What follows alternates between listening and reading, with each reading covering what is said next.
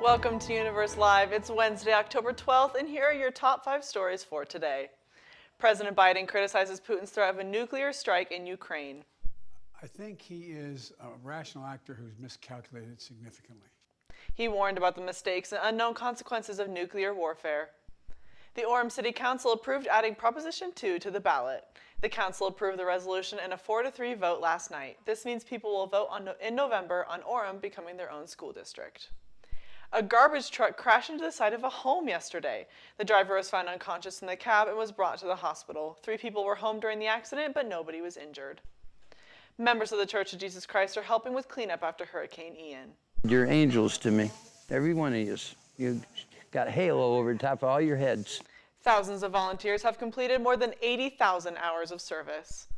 Today is the first day to reserve tickets for Luz de las Naciones. The celebration will be on Saturday, November 5th. Tickets are free and can be reserved at luzdelasnaciones.org.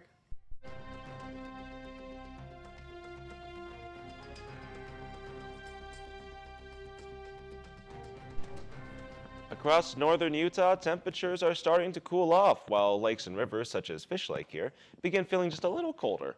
But autumn is still staying warm across northern Utah as we approach the middle of October.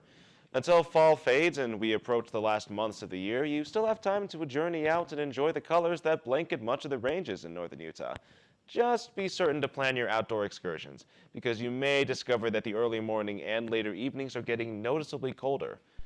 They'll go noticeably colder so much that you'll notice here that as the day progresses into evening up here in northeastern Utah, there's just a bit of a particular cold pocket.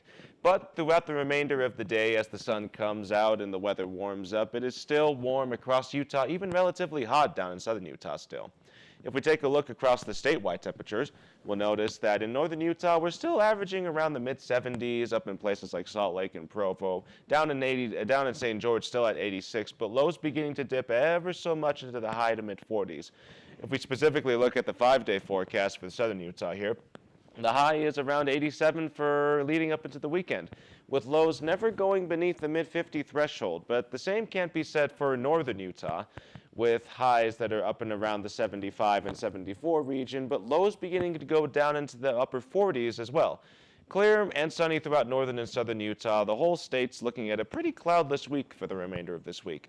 But still, it's going to be getting just a little bit colder as the evening progresses on. So be certain to pack your sweaters, your light coats, whatever you do to stay cozy this season. Back to you, Emma.